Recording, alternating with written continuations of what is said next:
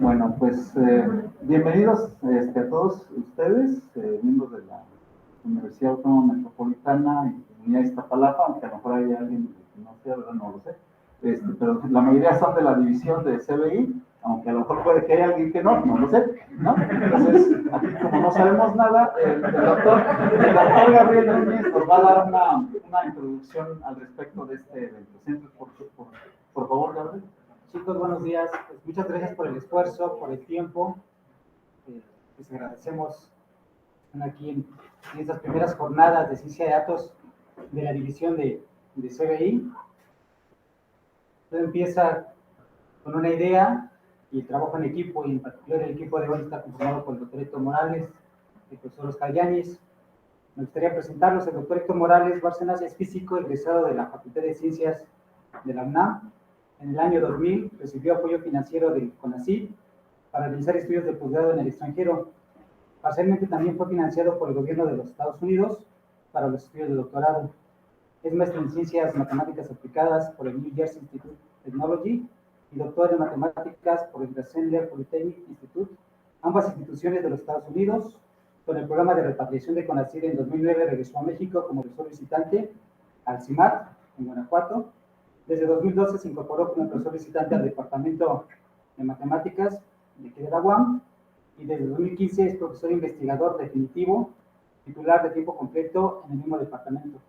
A partir de este año ha sido nombrado investigador nacional nivel 1, en el nivel del CONACYT.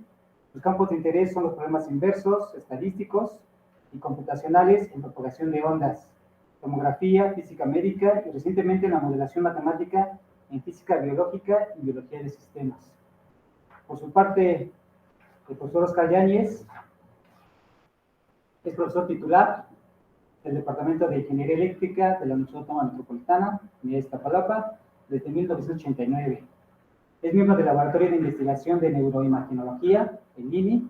Pertenece al área de procesamiento digital de señales e imágenes biomédicas de dicho departamento. Participa activamente en los programas de licenciatura en computación, de la licenciatura y posgrado en ingeniería biomédica, ofreciendo cursos de electrónica digital, sistemas de cómputo, procesamiento de señales e imágenes y reconocimiento de patrones. Además, contribuye a estos programas asesorando proyectos terminales y tesis de posgrado.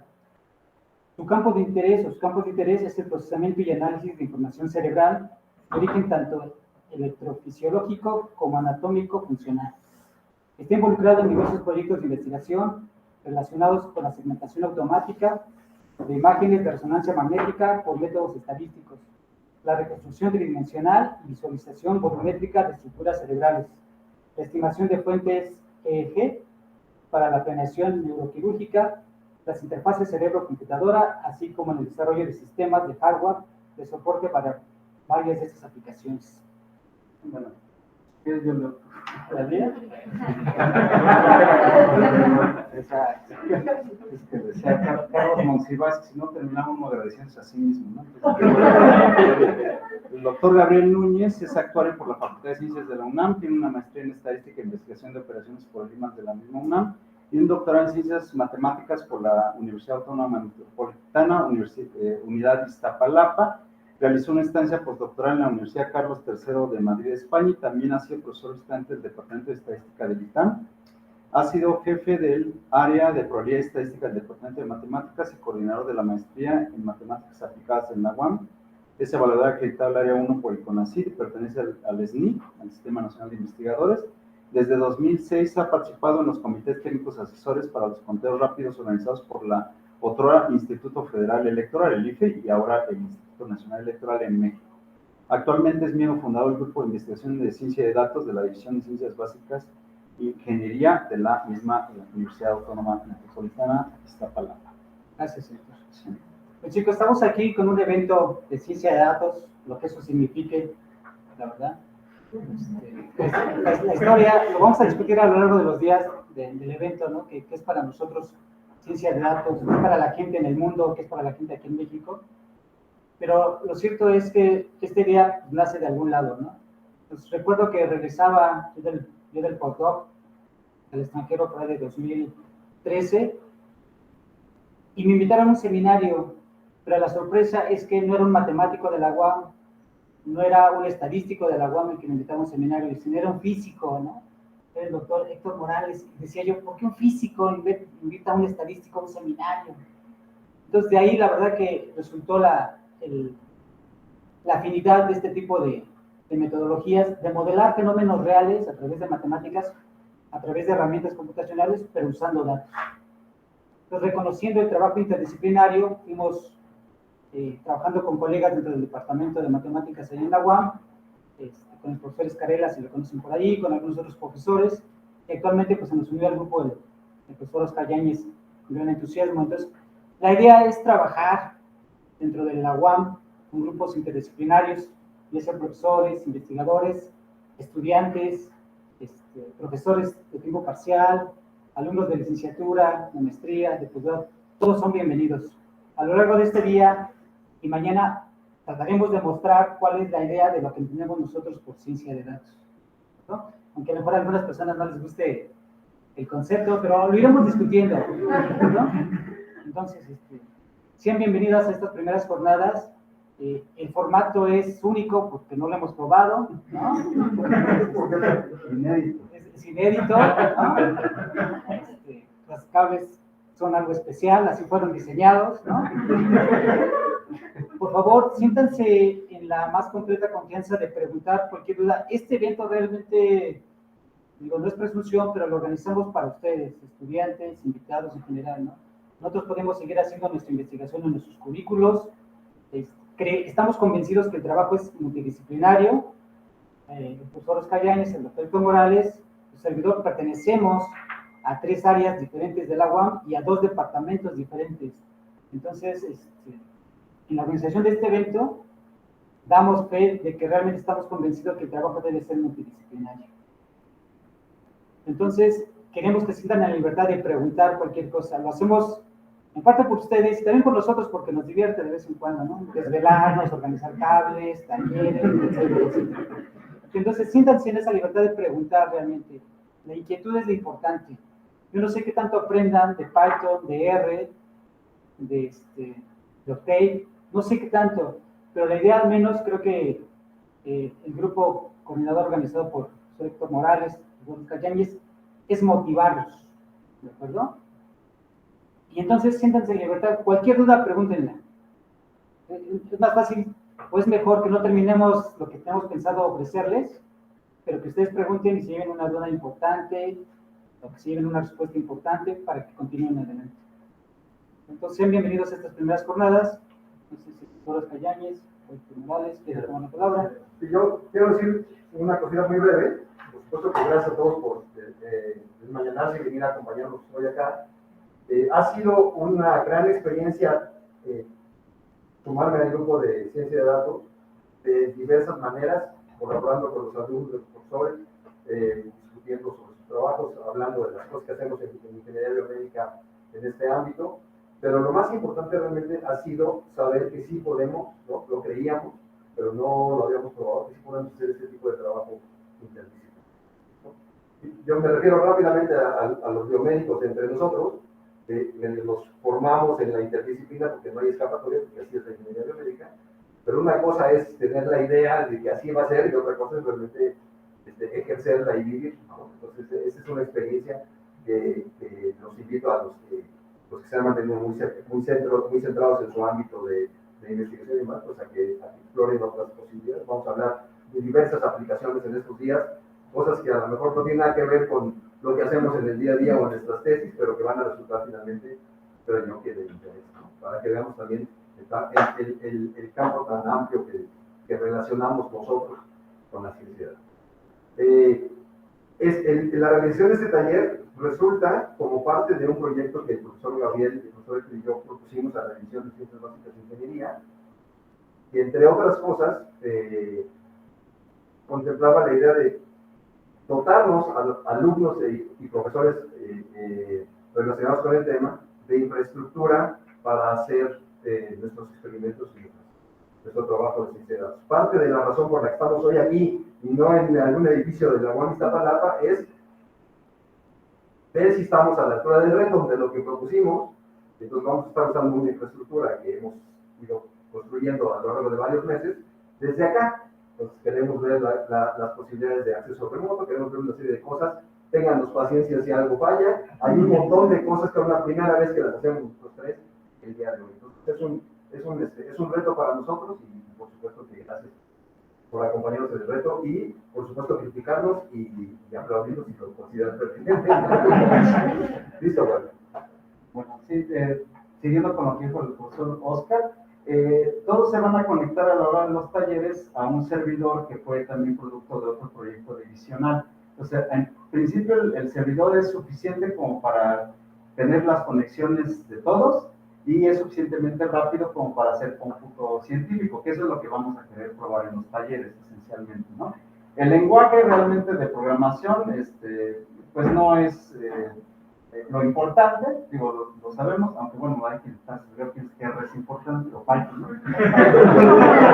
No importa, la verdad es que el computólogo nos diría que sé, ¿no?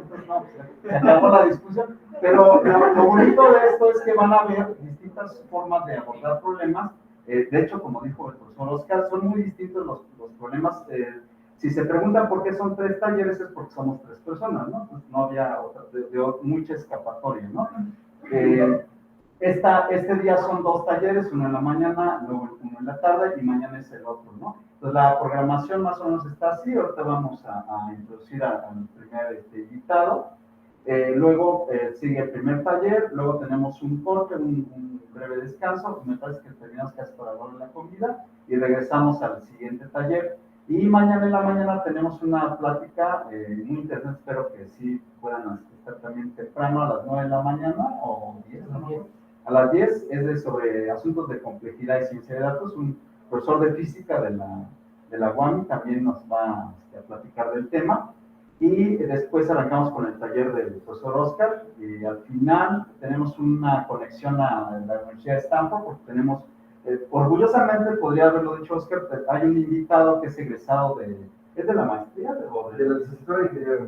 Sí, de ingeniería biomédica, ¿no? Entonces él está profesor en Stanford, nos va a platicar sobre sus temas de expertise. Salió a la luz mucho, lo van a ver ustedes por el tema del COVID, él es de los pocos que hizo estudios que sí seguían más o menos el comportamiento de la epidemia en México, que ya ven que hubo muchos experimentos, casi nadie le atinaba a tratar de seguir la epidemia. Bueno, Fernando Lari, alguien que se le reconoció como alguien que sí tuvo herramientas como para poder seguir la pandemia. Entonces lo vamos a tener mañana conectado vía remota. Y después terminamos con una mesa redonda en donde están invitados el profesor Ricardo Marceli, también de Ingeniería Eléctrica, que él también tiene un proyecto desarrollándose en ciencia de datos en la división, y Alfredo Garbuno, que él es el coordinador de la maestría en ciencia de datos de ITAM, ¿no? Entonces va a ser yo diría no un contraste, pero va a ser otro punto de vista respecto de lo que se desarrolla, al menos digamos, cercanos a nosotros, ¿no? Y al final tendremos la clausura con tradicional brindis, ¿no? Está programado para más o menos las 5 o 6 de la tarde de mañana, ¿no? Entonces, ese es el programa, y pues no resta más que darle la bienvenida a ustedes y pues formalmente dar por inaugurado el evento, ¿no? Pues muchas gracias por haber asistido, ¿no?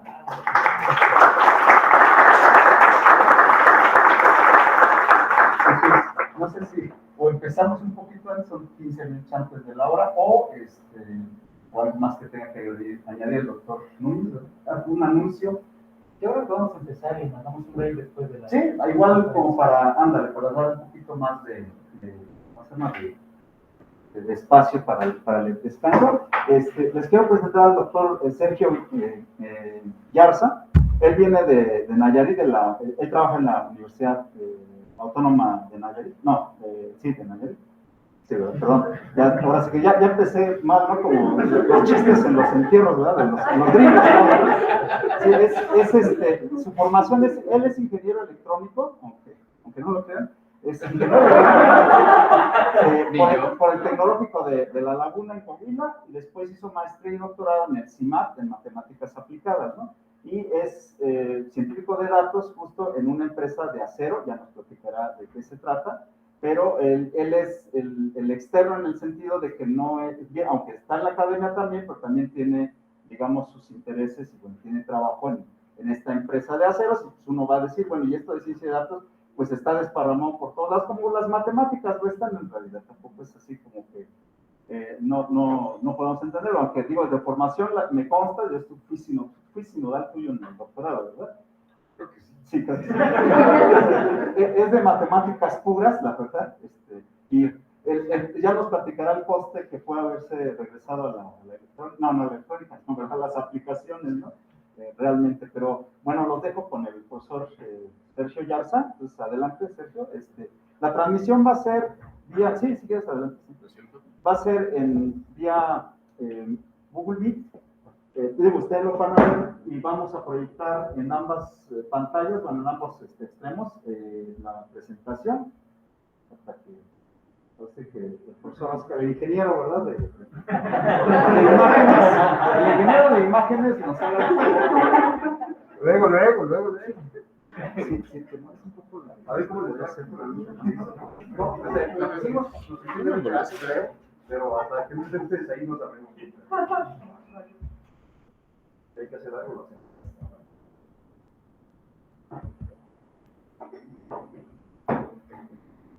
¿Sí se ve?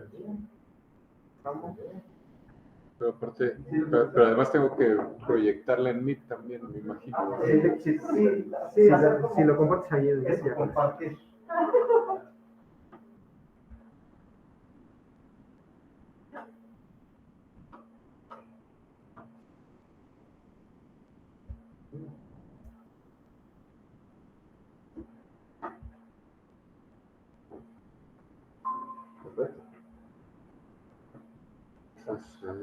Ajá, le doy.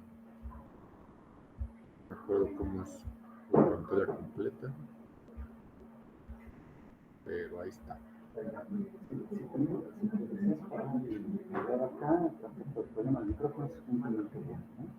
Sí, ok.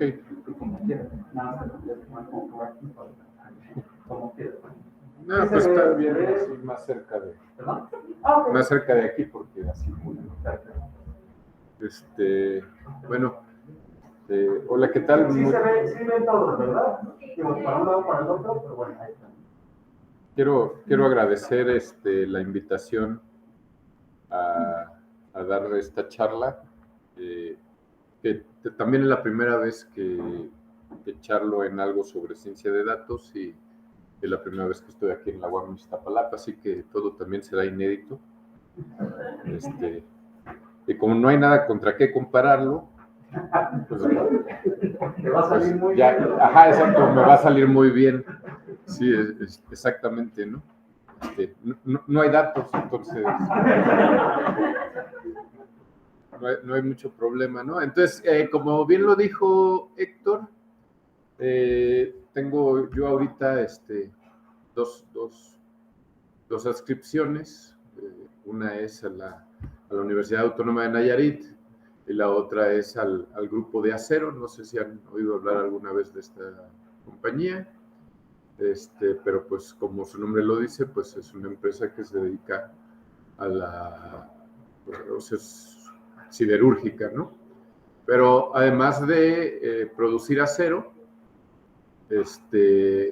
pues produce productos derivados del acero directamente, como alambrón, viga, alambres, mallas, incluso los resortes de los colchones, etcétera.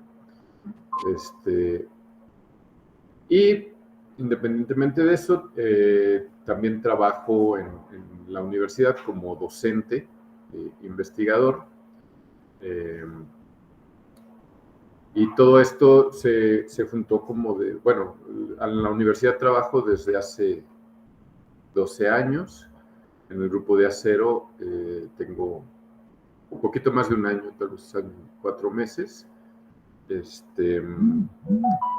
Y bueno, como seguramente ya se darán cuenta, el SAT me anda buscando. Tengo 2 trabajos. Pero bueno, voy a empezar. Al principio tenía planeada una plática como más técnica, digamos, más académica, tal vez desde el punto de vista, pero sí me comentó Héctor que para ustedes pues era como más importante el ver pues exactamente qué hago, ¿no? O sea, qué hago ahí en Diacero como científico de datos. Le comenté que lo iba a agregar al final, pero dije, no, mejor lo pongo al principio, que es cuando pues, todavía no se duerme nadie. Y ya después hablamos de lo demás. Espero al final como tratar de cerrar juntando todos las aristas que hayan salido. Entonces, pues lo primero que uno se pregunta es qué hace un científico de datos en la industria. Y esto es un poco parecido a todo lo que hemos platicado ahorita. La ciencia de datos tiene poco que se está, bueno, tiene poco que existe y aparte tiene poco que se está como incorporando a la industria. Entonces, digamos que también todo lo que se nos ocurra puede o no ser ciencia de datos, ¿no? Y va a ser inédito y también va a haber pocas personas que te van a decir, eso no es ciencia de datos, o eso sí es.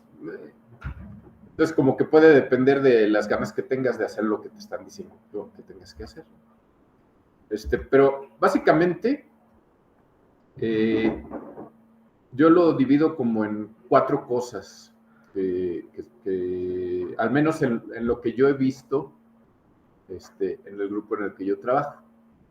Una es la clasificación, ¿sí? ¿Qué significa clasificar? Pues tú tienes un montón de cosas y las separas, ¿no?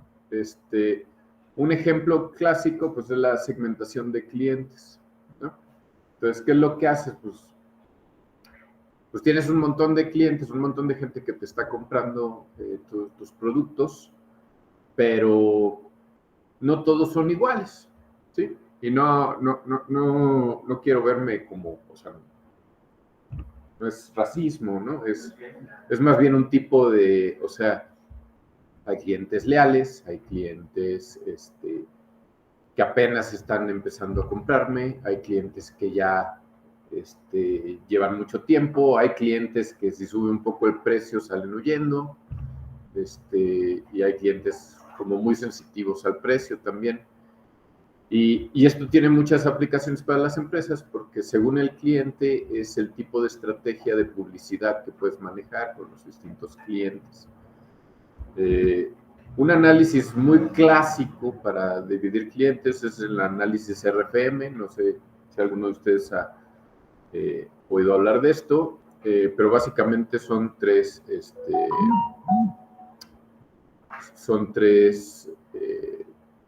datos, que es la R es de recency, la F es de frequency y M es monetary. Y básicamente recency es tu cliente, ¿cuándo fue la última vez que te compró? Frequency es ese cliente, ¿qué tan seguido te compra? Y monetary es cuánto dinero gasta ese cliente cada vez que te compra, ¿sí? Y a partir de esas clasificaciones con el RFM, pues tú puedes hacer una caracterización, no, una clasificación de sus clientes. Por ejemplo, aquí los que tienen aquí, pues como son 3 datos, recency, frequency y monetary, pues tendría que hacer una gráfica en 3D, ¿verdad? Pero pues la cosa está solo proyecta en 2D.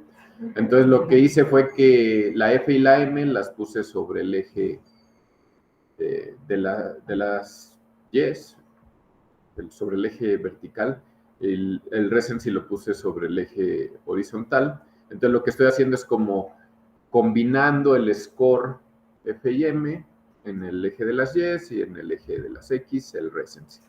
Entonces, por ejemplo, uno que tiene muy buen score en ambos, lo puedo considerar como un cliente campeón. Aquí pues son como frases que uno se inventa. Uno que tiene muy bajo score lo puedes considerar como perdido. Y pues por ejemplo aquí dice uno que está a punto de dormirse, hay unos que, y otro que está hibernando.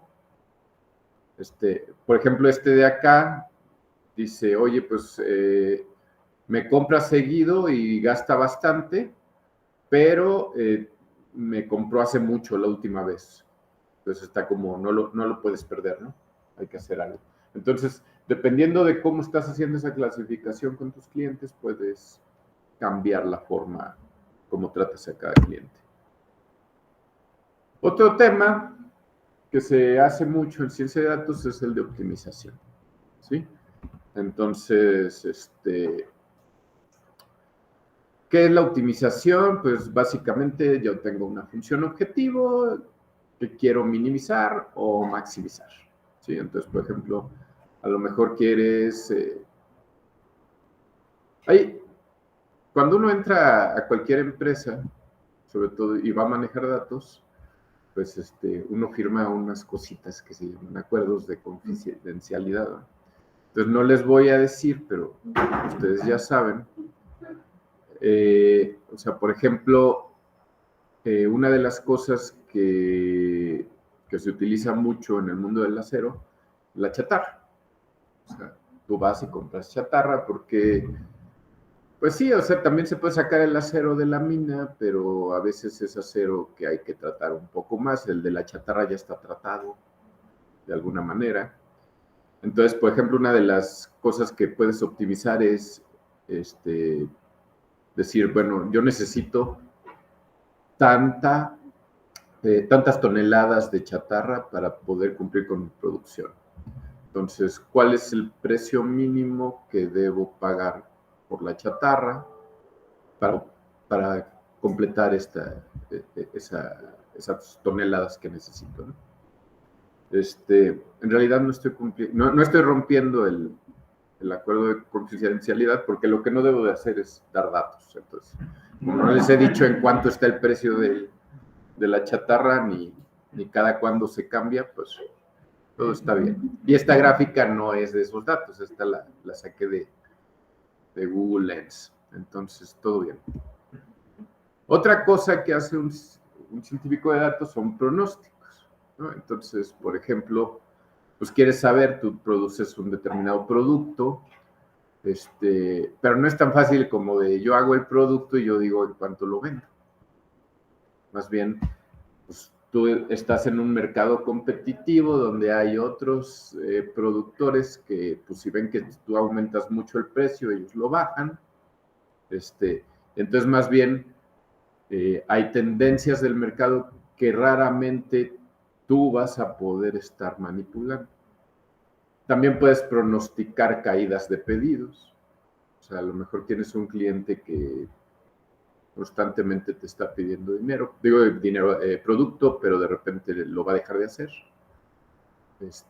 Puedes pronosticar entradas de dinero también. O a lo mejor cuando un cliente te va a fallar con algún pago, etc.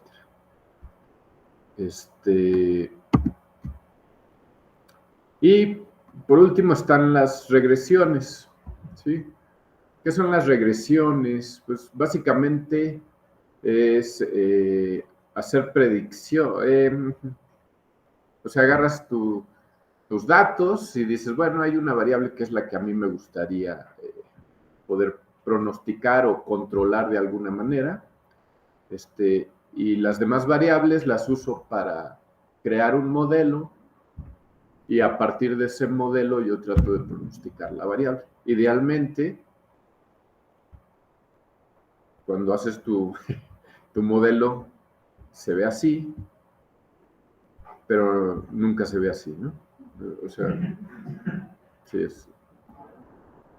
pero bueno, digamos, y rara vez son regresiones lineales, que son las que probablemente muchos de ustedes ya vieron en alguna clase.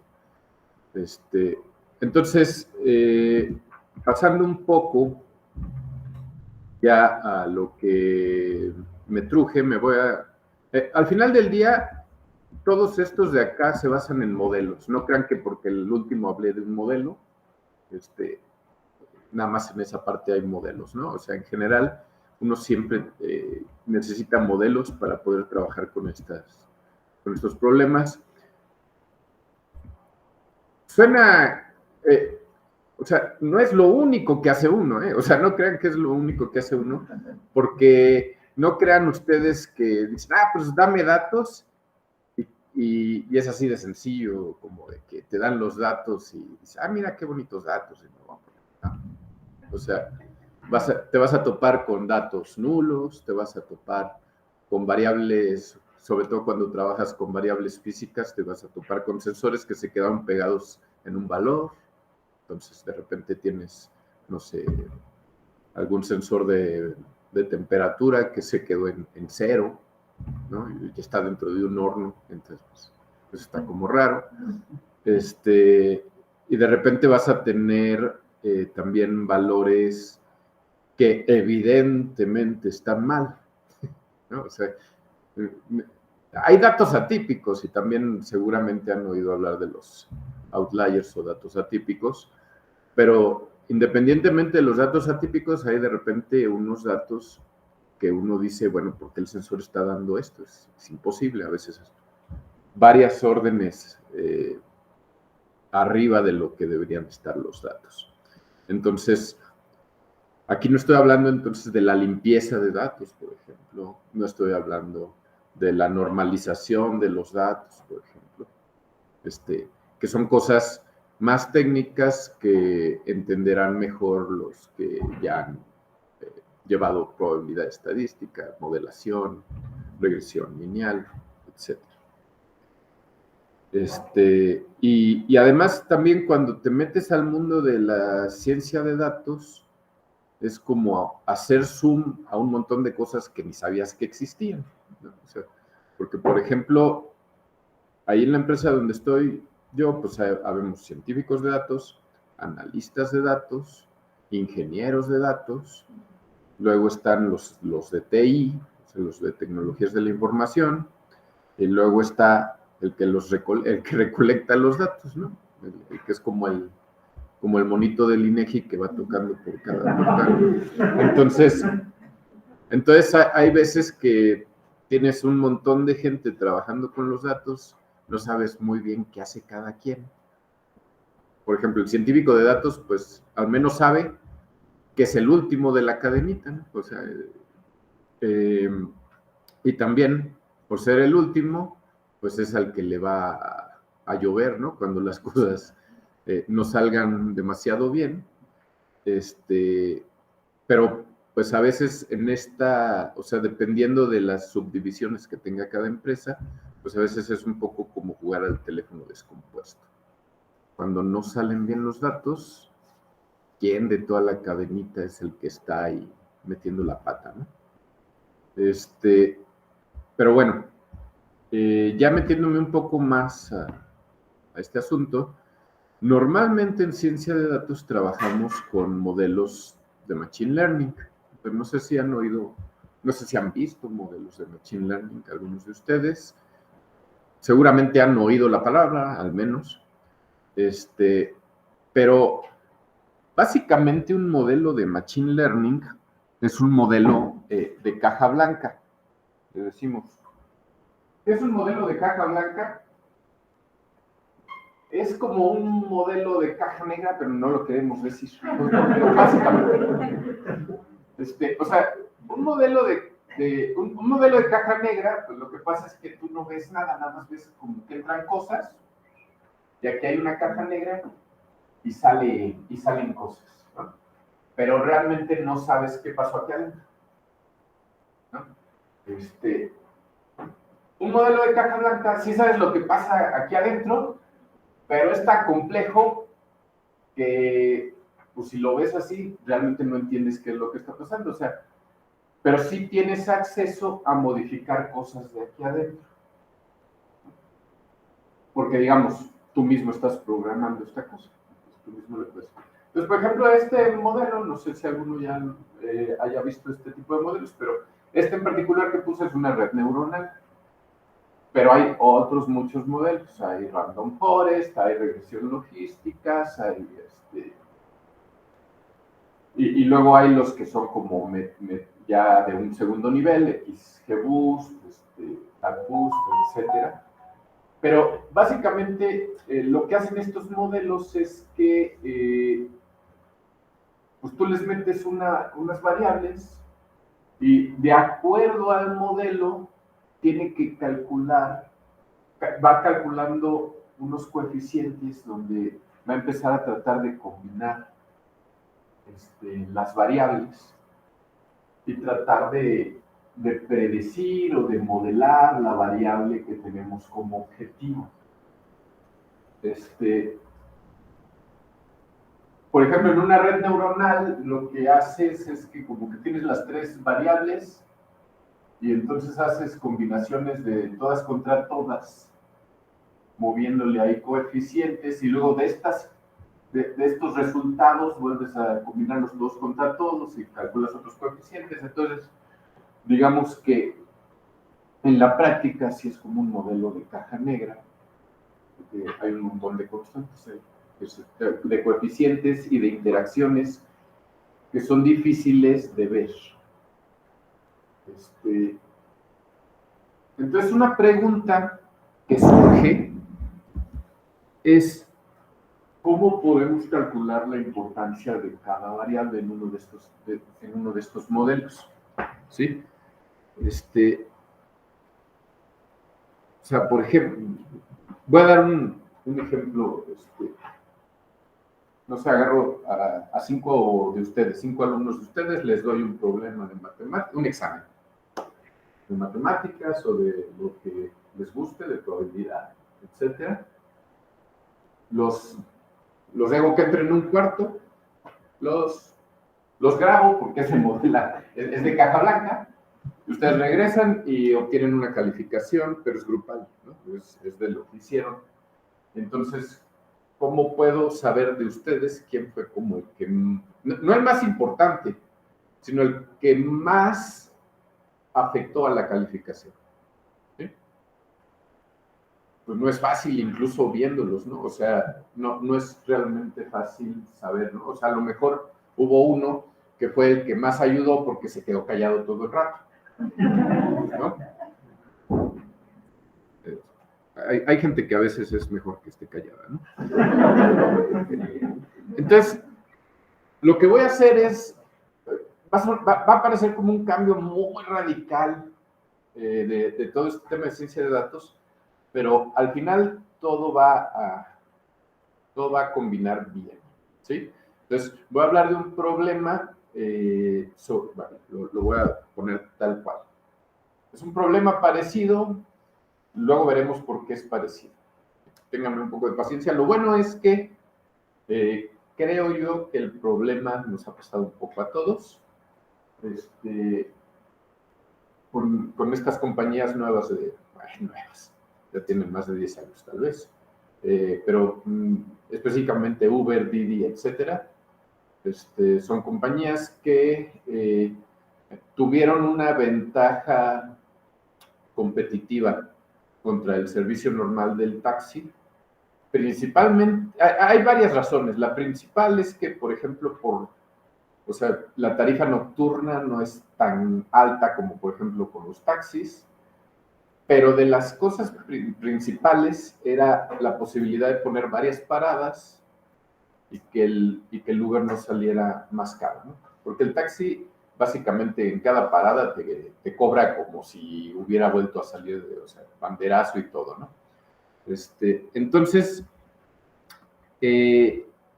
pues muchas veces, en pandemia eso cambió un poco porque hubo un tiempo donde Uber pues nada más te permitía subir como 2 o 3 personas, como 2 personas, etcétera. Pero básicamente, al menos en mi casa, pues a veces que teníamos reuniones, cuando se iba a ir alguien, pedía un Uber si se subían unas 3, 4 personas y ponía todas las paradas. ¿Sí? Entonces, la pregunta es, ¿cómo dividimos la tarifa que me da la app ya cuando le di las 3 personas? Parece muy sencillo, ¿no? Nos dicen, pues si son 3, pues la tarifa entre 3, ¿no? Pero, o sea, sí, pero hay alguien que va más lejos. Y esa persona que va más lejos está ganando más que los demás. La que va más cerca, a lo mejor hasta va a pagar un poco más de lo que hubiera pagado si hubiera ido solo, ¿no? Es algo complicado. Es un tema, es un tema complicado que además, pues ya en la noche que pides el Uber, pues, con las copas de más, pues hasta te parece un súper trato, ¿no? Sí, entre 3. Entonces, voy a poner un ejemplo. Ahí salió cortada la imagen, lo siento. Es un viaje de 3 personas y hay, son 3 personas: Ismael, que va al punto A, Oyuki, que va al punto B, y Sergio, que va al punto C. No, de hecho, al revés. Sergio va al punto B, Oyuki va al punto C, y tenemos una lista de tarifas. Sabemos que, por ejemplo, Ismael, si se va solo, le salen 43 pesos. Si viaja con Sergio, son 60,57. Si viaja con Oyuki, 68,86. Entonces tenemos como todas las combinaciones posibles, ¿no? Si cada uno viaja solo, sabemos cuánto es. Si bajan en pareja, sabemos cuánto es. Si los 3 viajan juntos, es 69,51. Que, gracias a Dios, o a Uber, o no sé, a las matemáticas, es divisible entre 3, entonces nos da 23,17, y entonces eso sería, si hacemos esa opción de que cada quien pague 1/3, ¿sí?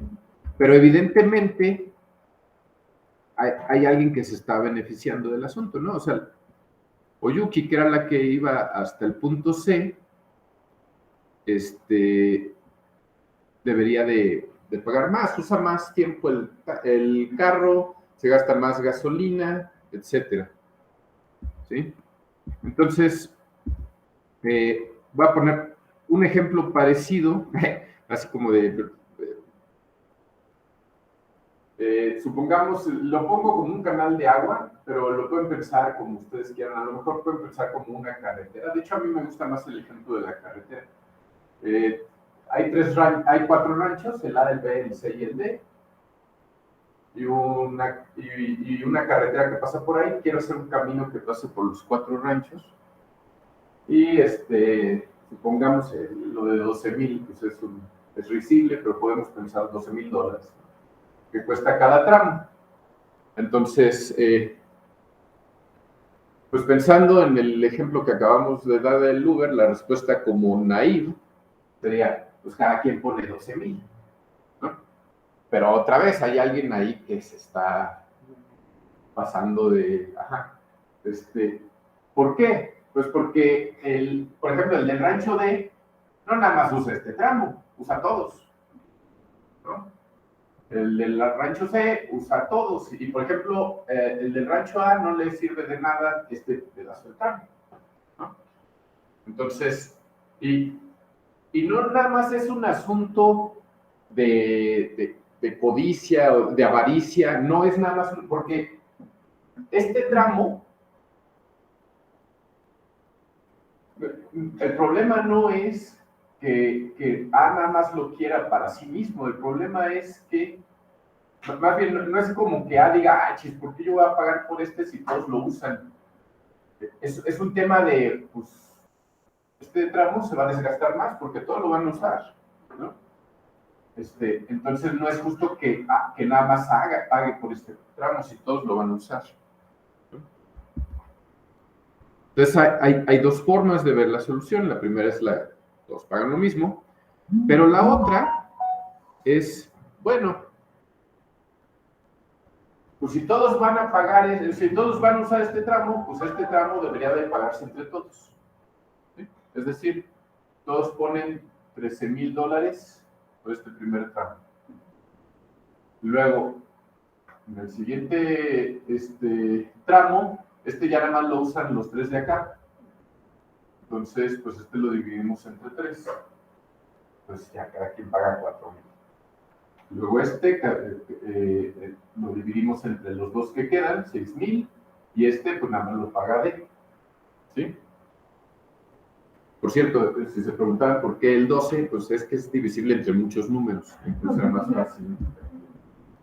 Entonces, ahí está más o menos. A paga un cuarto del primer tramo, 3,000. B paga estos mismos 3,000 más los 4,000 de dividir el siguiente tramo entre 3. Luego B suma lo mismo C paga lo mismo que B, pero además paga otros 6,000 por dividir ese tramo entre 6. Y el otro paga lo mismo que los demás, más el último tramo. Ojo, a todos les está conviniendo. O sea, ya sé que D parece mucho, 25,000, pero si no estuvieran los otros 3, pagaría 48,000. Todos están ganando. ¿Sí? Y esa es la idea, que todos ganen. Entonces, vamos a hablar un poco sobre los juegos cooperativos.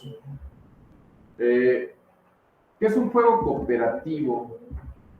Pues básicamente un juego cooperativo es un conjunto de jugadores que de alguna manera van a juntarse para jugar, y un conjunto de pagos o de ganancias, que básicamente 2 a la n, como vi que muchos no son matemáticos, 2 a la n son todas las formas en las que se pueden agrupar los n jugadores, incluyendo aquella en la que no se asocia ninguno. O sea, puede ser, y esa normalmente tiene valía 0. ¿Sí?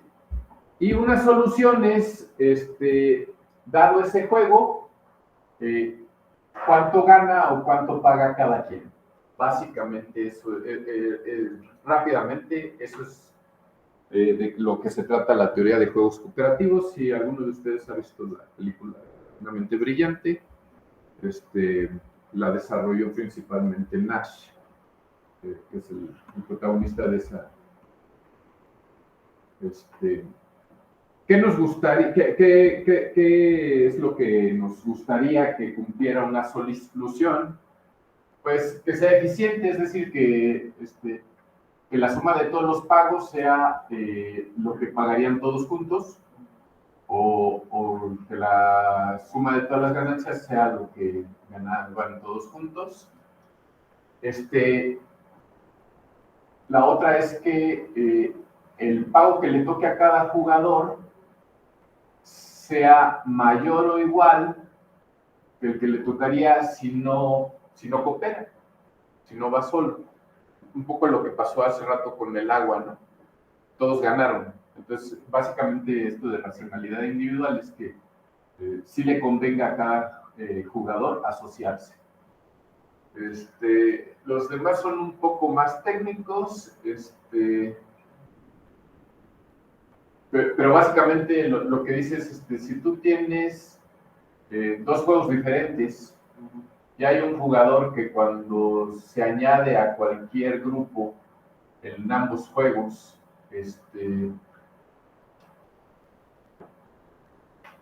no hay un cambio en lo que se gana, entonces ese jugador debería de recibir o pagar exactamente lo mismo en ambos juegos. Y si siempre que se asocia se paga o se gasta menos, entonces él debería de obtener un menor o mayor pago, ¿sí? De acuerdo a eso, ¿sí? Si hay 2 jugadores que cuando se asocian da exactamente lo mismo cuál de los dos se asocie, pues los dos deberían de recibir el mismo pago. ¿Sí? Esto podría funcionar, por ejemplo, si hay dos personas, en el caso del Uber, que van al mismo lugar. Más o menos. Pero bueno. Si hay un tipo que siempre que se asocia, da igual, pues a ese le paga o gana absolutamente nada, cero, ¿no? Entonces, este valor, hay un tipo que se llamaba Shapley, no sé si todavía sí, creo que todavía se llama Shapley, o sea, todavía está, no es que haya cambiado de nombre, pero todavía está vivo, a lo que me acuerdo. Definió esta forma de hacer el pago. Entonces, pues si necesitan ver exactamente a qué se refiere este chorizo, básicamente lo que se hace es como un promedio pesado sobre todas las contribuciones marginales que hace un jugador al añadirse en cada conjunto, sobre todos los posibles conjuntos que no contienen el jugador. Entonces, básicamente aquí es, en cada conjunto que no contenía el jugador, ¿cuál es el cambio en la valía cuando agregamos al jugador? Eso es esta parte de la fórmula. Y esto de acá es simplemente combinatoria sobre todas las posibles combinaciones en donde no está el jugador y en donde sí está, básicamente. Pero lo más chido es aplicarlo. Entonces, aquí yo puedo calcular las valías para el problema del agua. Entonces ya habíamos dicho que el jugador A, pues si él iba solo, pagaba 12, ¿no? 12,000. El jugador B paga menos 24, pero pues también si están A y B, pues los dos pagan. Le puse menos porque es un pago que tiene que hacer.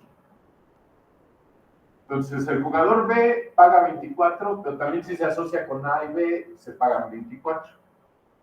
Pero el jugador C paga 36 y si se asocia con A, pues si se asocia con B, también pagan 36.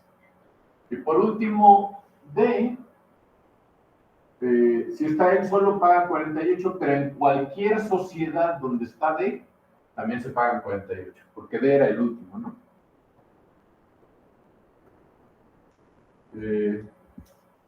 Nada más para dejarlo claro, cuando ponemos la N completa es que están todos los jugadores.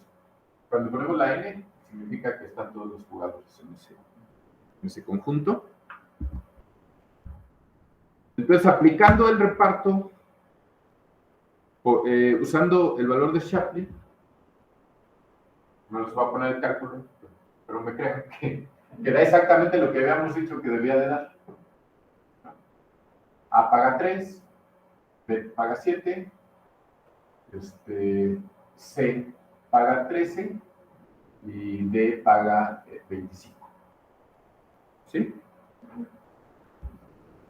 Entonces, pues ahora vámonos contra el problema original, que era el del Uber, ¿no? Entonces, pues ahí están metidos los datos. Aquí sí no hay tantas repeticiones, ¿verdad? En el otro, pues sí había repeticiones, porque, o sea, aquí sí influye, ¿no? Incluso, o sea, si se unen, por ejemplo, Ismael y Sergio, sí afecta el agregar al que van a dejar primero, porque pues siempre hay una ligera desviación en el camino que se tiene que tomar, ¿no? O sea, entonces, usando la fórmula del valor de Shapley, y solo la fórmula del valor de Shapley, no hay, hay preferencias, el que paga menos soy yo, ¿verdad? Es un resultado que a lo mejor parece un poco raro, pero en el mapa original, si nos fijamos, lo que pasa es que no se alcanza a ver de dónde salimos, se cortó la imagen, pero yo que era el B, hay un camino por acá que es más rápido que dando la vuelta hasta acá. Entonces, yo era como el que a lo mejor podría perder más al asociarme. Pero el chiste es que, no sé si se acuerdan, estos son los pagos que va a tener que hacer cada uno.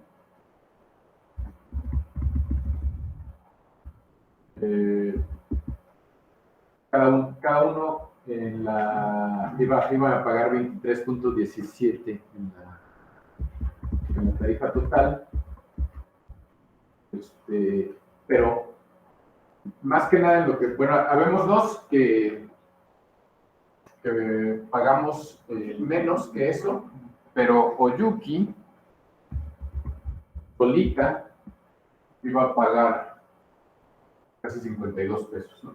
Entonces todos están ganando en la asociación.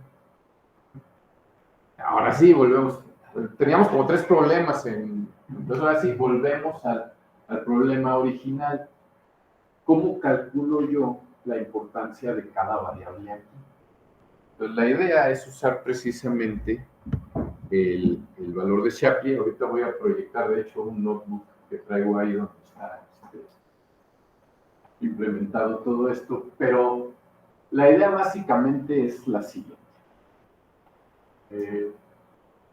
Toma las medias de tus variables. Todas tus variables te dieron un montón de datos Bueno, si no te dieron un montón de datos, entonces todo está mal desde el principio. Entonces, vamos a suponer que te dieron un montón de datos, entonces tienes como una distribución empírica de cada variable. Pues calcular medias. Pues calcula las medias de tus variables, mételas a tu modelo y calcula cuánto te dio la variable objetivo, la cosa que quieres predecir. Y ahora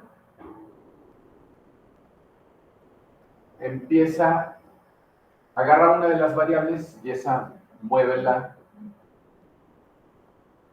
poquito ahí, como que tuneale, ¿no? Así, y ve qué tanto eso afecta y cómo varía tu variable objetivo. Luego esta vuélvela a la media, y ahora esta, muévela poquito. Y luego ya tienes como, lo hiciste con las 3 por separado, luego agarra parejas. Básicamente lo que estamos haciendo es calcular valías de las distintas asociaciones. Ahora, ojo, esto se hace por predicción. O sea, lo que vamos a hacer es, yo agarro una predicción del modelo, nada más una, y calculo el valor de Shapley para esa predicción. Entonces esto lo que me dice es qué tanto afectó para esa predicción, para desviarla de la predicción que yo había hecho con las medias, cada variable. Entonces, se los voy a mostrar traigo un notebook.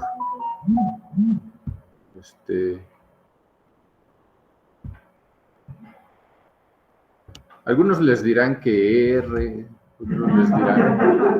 otros les dirán que Python,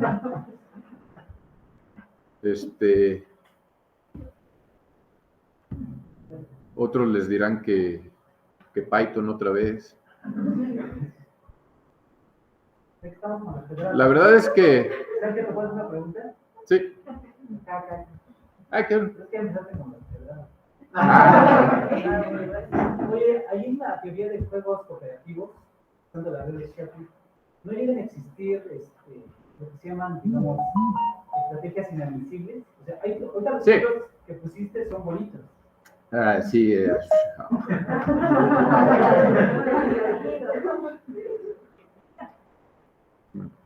Me colaste un cachirul aquí. A ver, lo que pasa es lo siguiente. ¿Qué pasa? Vamos de regreso. O sea, no son estrategias inadmisibles, pero lo que puede pasar es que haya un jugador al que no le convenga. Ajá, sí. A ver, me regreso un poquito al a lo que tenía aquí, pero déjame, otra vez le digo a Mit que las cosas son por acá.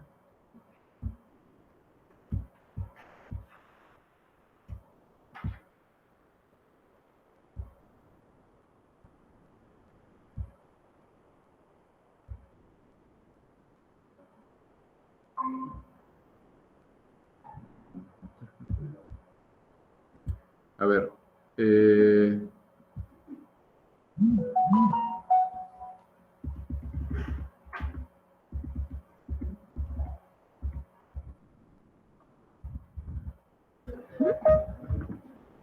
pasa si hay un jugador que vive aquí? ¿No? Pues a él no le va a convenir asociarse con nadie, ¿no?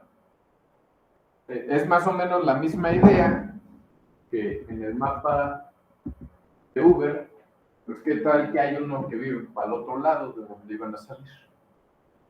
Entonces ese es un jugador al que no le conviene asociarse. ¿Qué haces? Pues lo mandas en otro Uber. ¿No? O sea, sí. No, sí, hay ciertas propiedades que deben de cumplir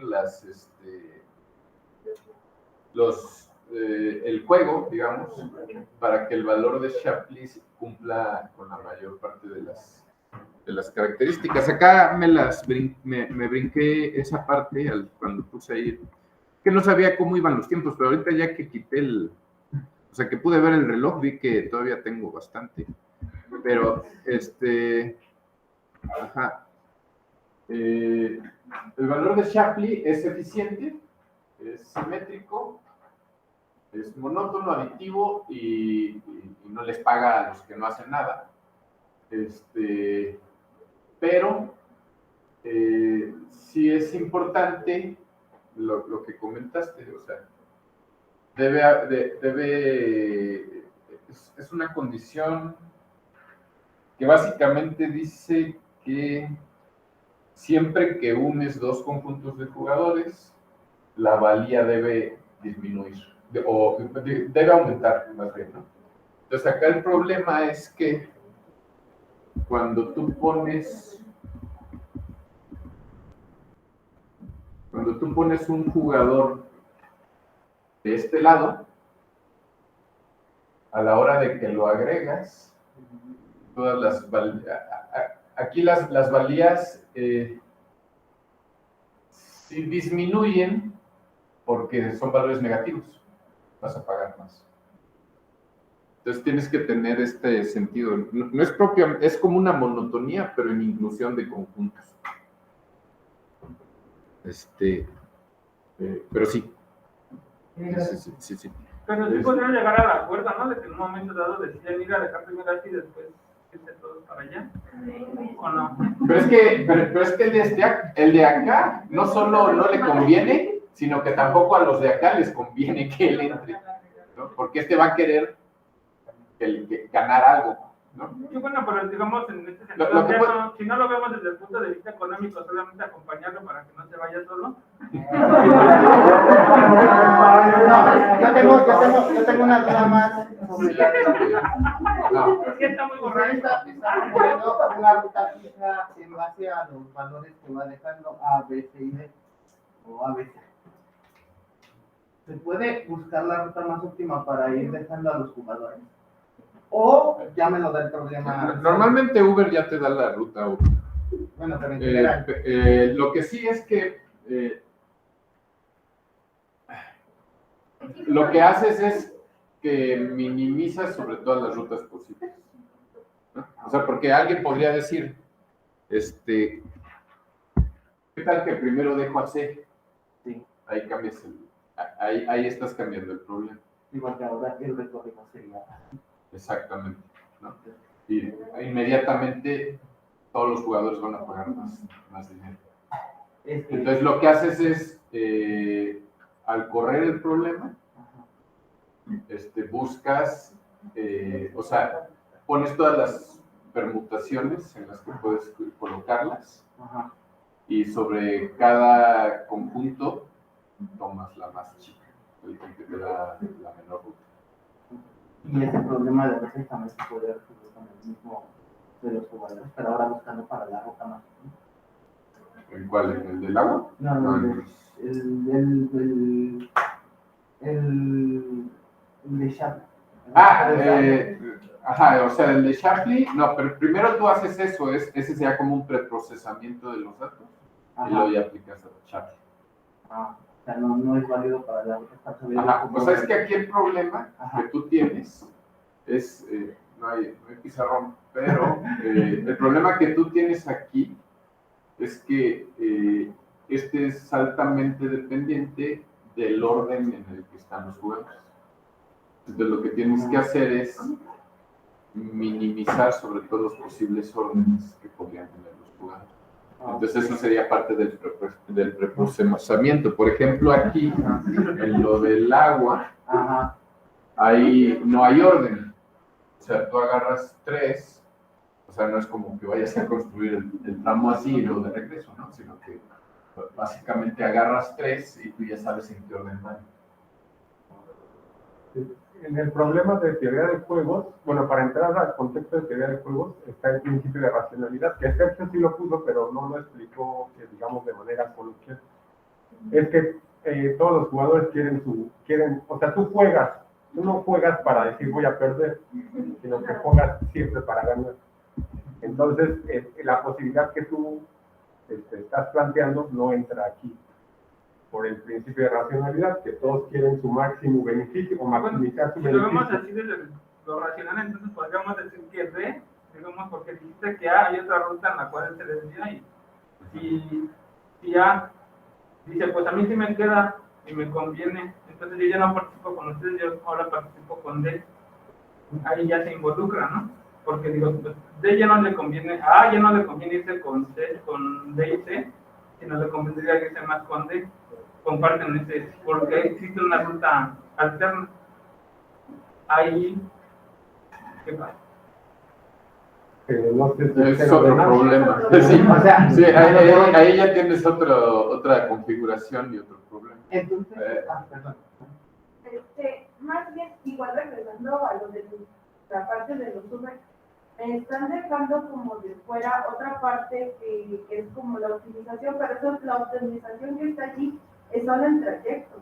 Ajá, la optimización es el trayecto, Solamente pero es parte del preprocesamiento del porque, por problema. ejemplo, puede ser la misma ruta, una van a igual a ABC, pero existe una ruta donde si toma una carretera alterna llega más rápido a CI y ahora sí puede tomar una vía, digamos, que optimiza más el tiempo en vez de la distancia. Entonces, pero ahí sería entonces igual generar un nuevo problema. Lo que pasa es que Uber para calcular bueno, yo entre otras muchas cosas, eso faltó en el currículum, pero también un tiempo fui Uber. Te faltó tu investigación.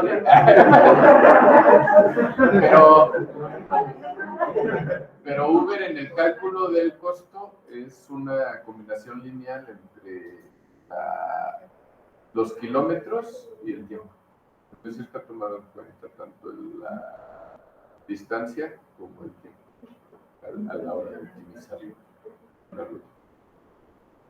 Tú ibas a... Pues más o menos la misma tirada. Es lo que iba a decir, o sea, si yo tengo varias formas de combinar, ya sea 1, 2, 3 jugadores, el modo de ver cuál es el más óptimo sería como ir metiendo como lo que me trae en el esquema, ¿no? Las variables amarillas, ir metiendo cada uno de los casos y luego irle moviendo qué pasa si no está, qué pasa si a lo dejo. Bueno, se podría hacer eso con lo de la caja blanca. Sí, a eso vamos acá. Ok, entonces ya me debe ¿verdad? Sí. Sí, o sea, sí. Sí, a ver, voy a dejar de compartir aquí. Creo que ya abrí el Jupyter, entonces debería estar acá. Ahí está Shapley. Entonces le voy a poner aquí en el Meet.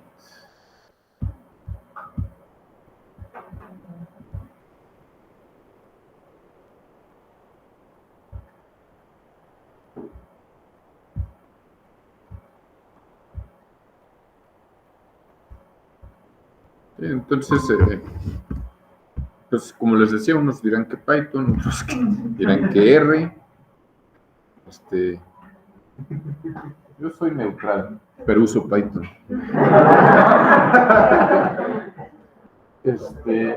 Entonces, bueno, hay la famosa carga de librerías, etcétera.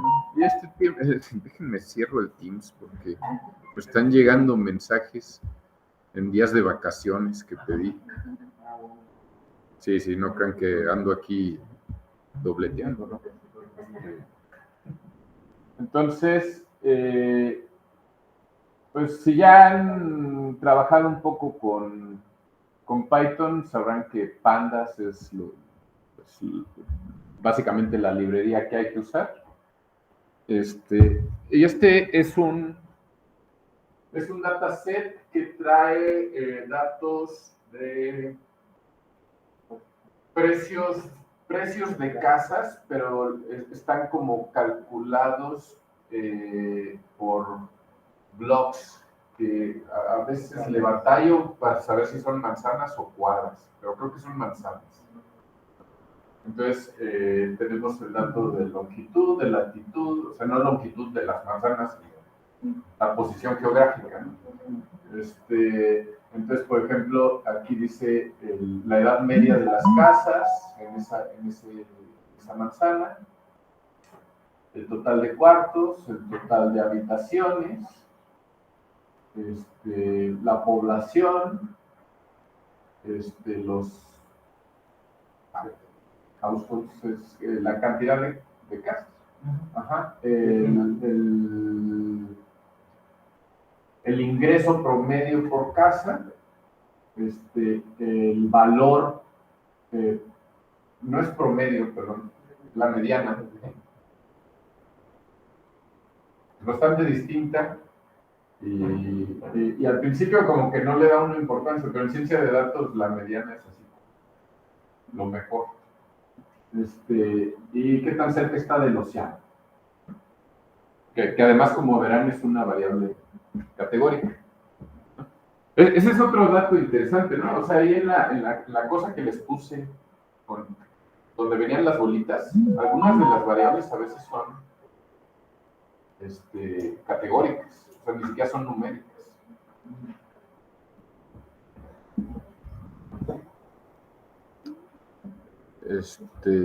Entonces, a ver.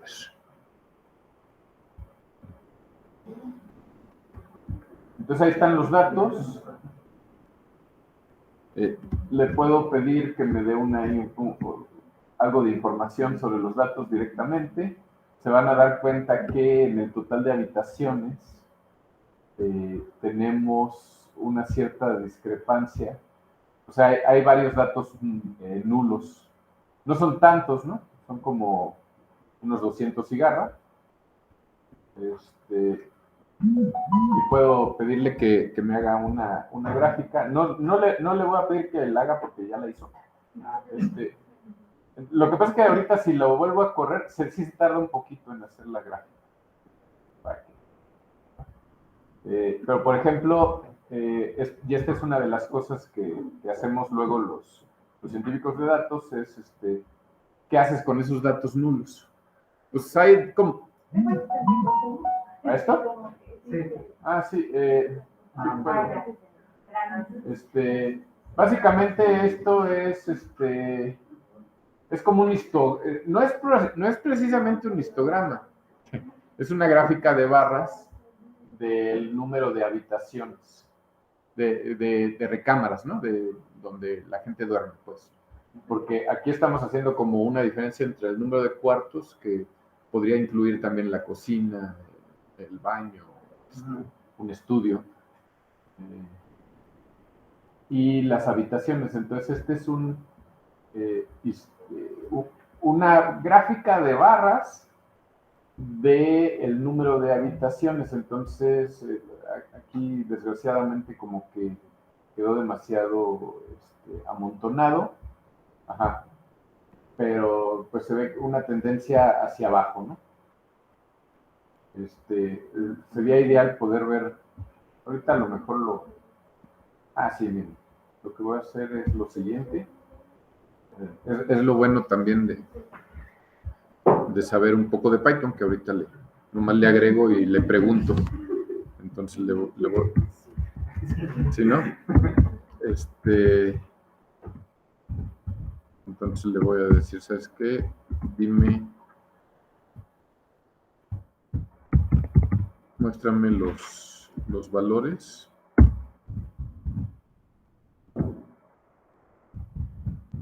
Porque además esta función de value counts me los da ordenados.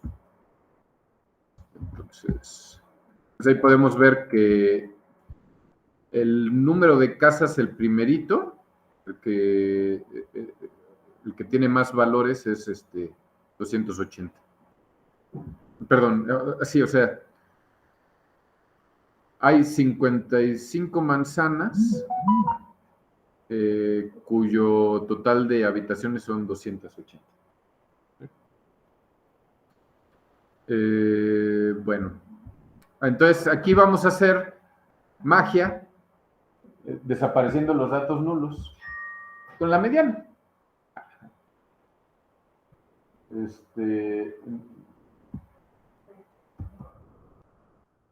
¿Saben por qué usamos la mediana y no la media? ¿No el promedio? Si no saben, ajá, exacto, es más robusta la mediana, ¿no?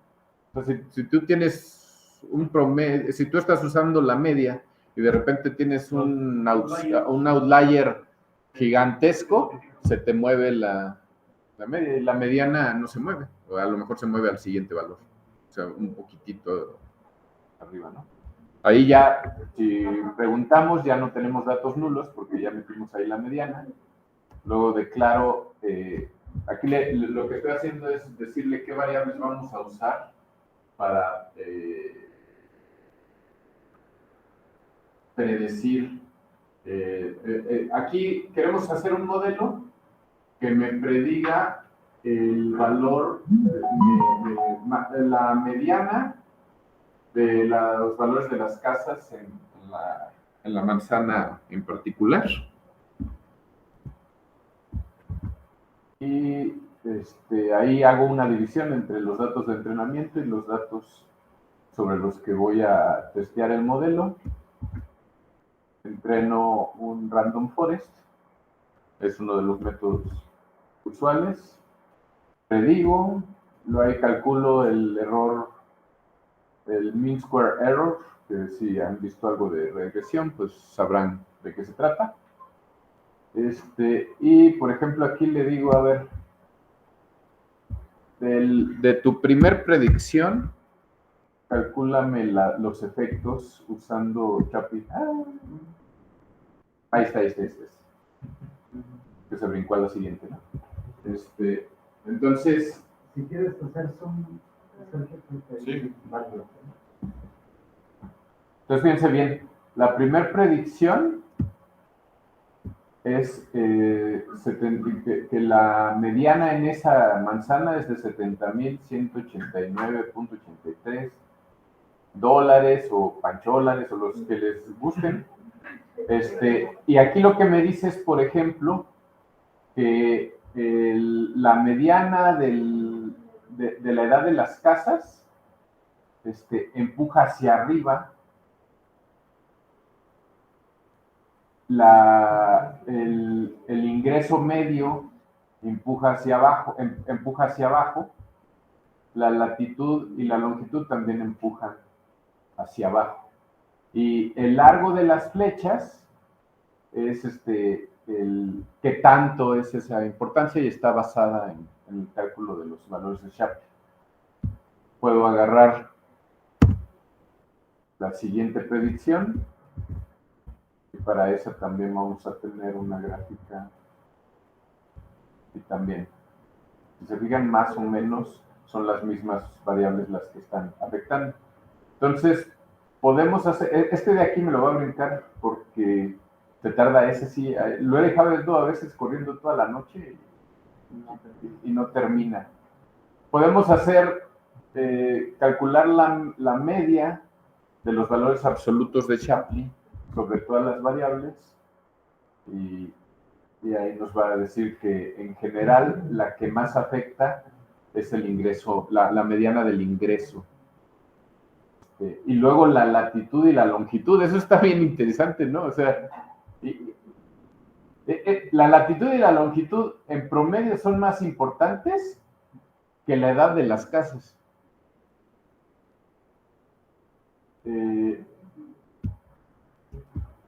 Puedo calcular, ya terminando, esta es una librería, por cierto, que se llama Sharp.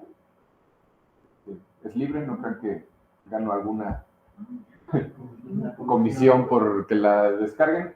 Básicamente esto lo que hace es que me muestra la distribución de los valores de Shapley para cada una de las variables y las ordena de la más importante a la menos importante de acuerdo a esta gráfica. Y ya por último, puse es un scatter plot para ver, en un eje está el ingreso, la media del ingreso, la mediana del ingreso contra su valor de Shapley. Entonces, aquí lo que me dice es que para un cierto rango de valores de la mediana del ingreso, el valor de Shapley es casi lineal. O sea, su importancia va aumentando linealmente, pero llega a un punto en donde ya la importancia sigue siendo la misma. Hay como una saturación. Y contra la longitud nos vamos a dar cuenta de que la relación es hacia abajo. Entonces, fíjense bien, los valores más importantes, los segundos valores son la longitud. El segundo y tercer valor con mayor importancia son la latitud y la longitud, pero empujan hacia abajo. O sea, son más importantes en el cálculo, pero no quiere decir que aumente el valor de la casa, sino que más bien tiende a disminuir. Y bueno, ya por ultimísimo, porque ya me andan, ya se me está, además está acabando la batería. Por ultimísimo, nada más que tengo que recordar que es en mi texto, voy a decirles que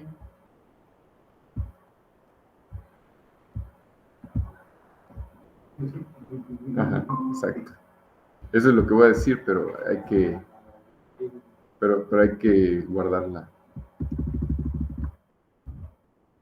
Muchas gracias.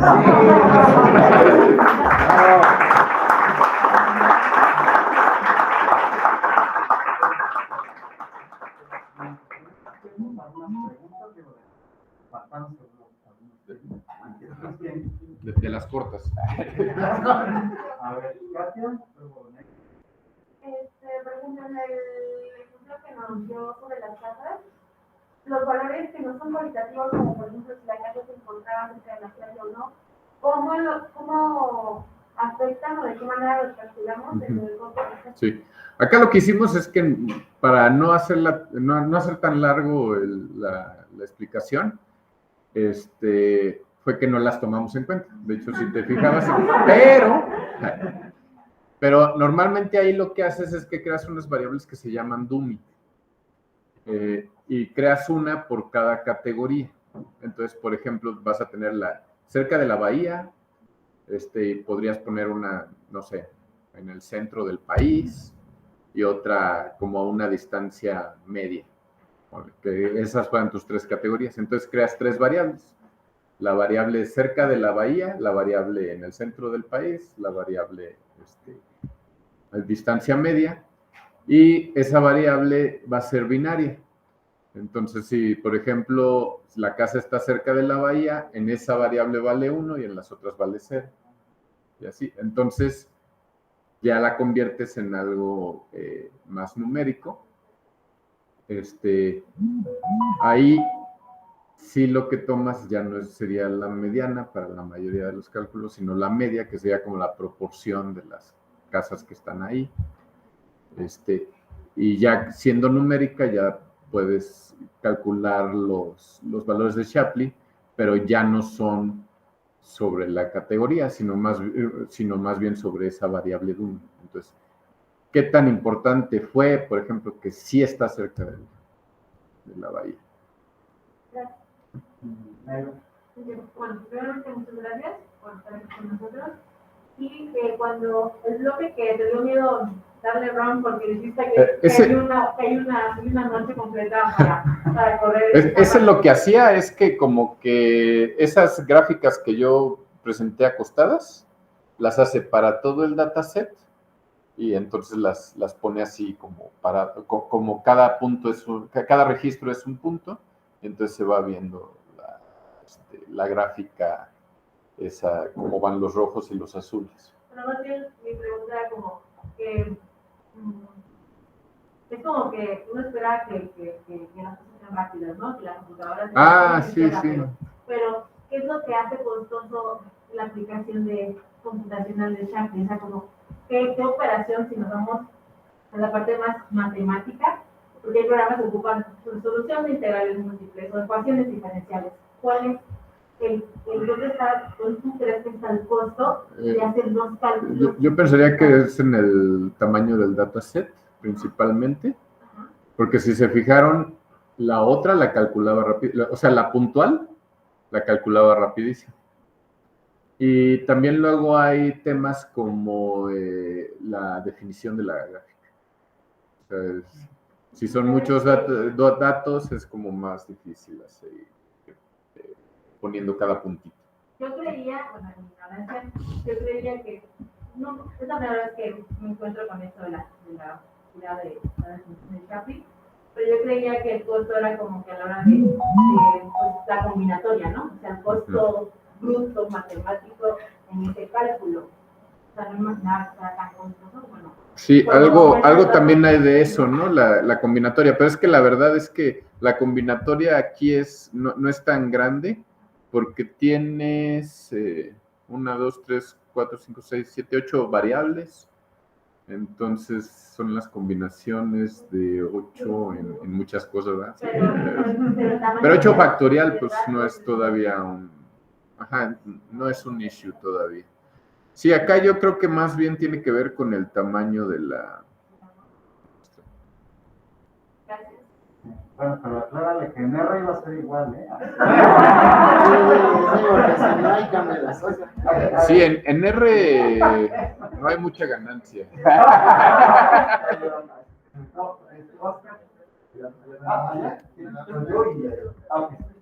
Este análisis es para ver qué es lo que le da el valor a las casas en estas condiciones. Sí. El análisis es, el original es para tratar de predecir, armar un modelo donde tú le metes un nuevo registro y tratas de ver cuál va a ser la mediana del valor de las casas en esa manzana, ¿no? Pero ya después, pues, el análisis que yo pongo es precisamente para ver, pues, qué variables parecen ser las más importantes en la definición de cada uno de los puntos. Pero bueno, ya, digamos que ese era el modelo, si lo aplicáramos, entonces estaríamos diciendo que lo que le da el valor a la casa en esa colonia es el ingreso de las personas que viven en esa colonia. Si en un momento dado aumentamos el ingreso de las personas que viven en esa colonia, al mismo tiempo estaríamos aumentando el valor de los terrenos. A ver, ¿cómo? Perdón. Se me fue la idea. Lo que le da el valor a las casas es el ingreso medio, la mediana, ¿no? ¿De acuerdo a lo es la que más afecta. Si digamos que de aquí a 5 años nos proponemos aumentar los salarios en esa colonia, a esas personas, en 10 años estaríamos vendiendo los terrenos también a un valor mayor. Es que ahí lo que tú estás planteando es a una de las variables que usaste para entrenar el modelo, cambiarle el valor, ¿no? Entonces, muy probablemente tu modelo va a necesitar un reentrenamiento considerando eso que como viste. En general, este modelo está, es dependiente del tiempo, porque el ingreso va a ir cambiando de cada familia, ¿no? Entonces, aunque no está puesto ahí directamente, va a ir cambiando con respecto al tiempo.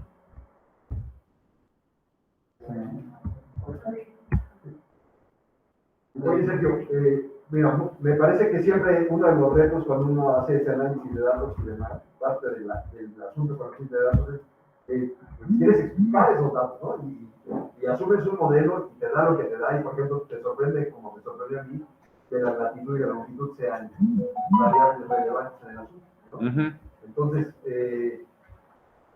cuando te encuentres con una cosa como esta, ¿cómo es tu línea de pensamiento? ¿Qué piensas sobre esas variables que te extraña que estén allí, que tengan relevancia?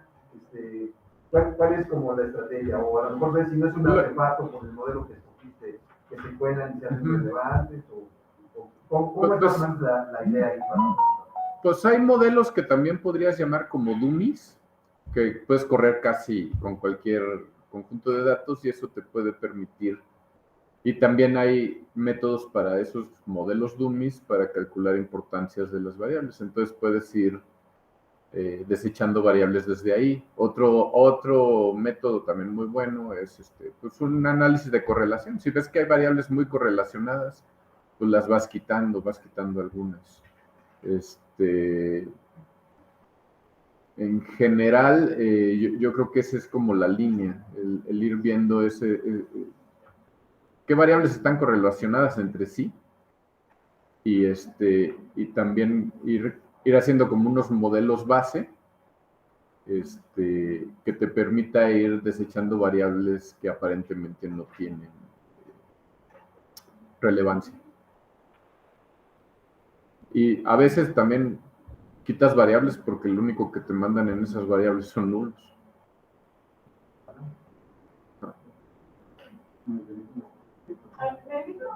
De nuevo la diapositiva de propiedades de exámenes en la Sí, por favor. claro que sí. La voy a poner así, pues que los de Meet le regresen, ¿no? A ver, ahí está.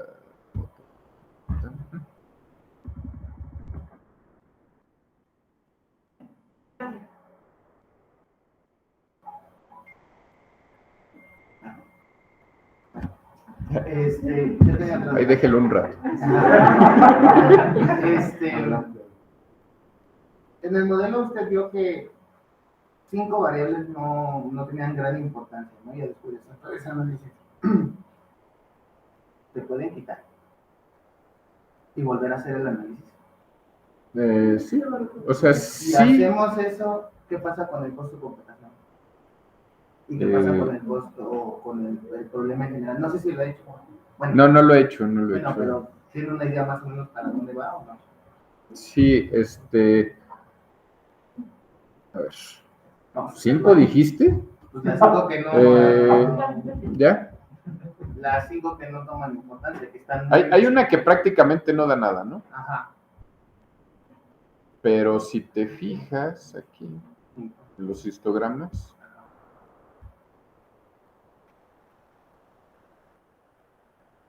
o sea, aquí se ve como que casi no tiene importancia, pero tienes que tomar en cuenta la escala de los valores. Entonces, pero ya cuando te vienes aquí te das cuenta de que la más baja sí está afectando.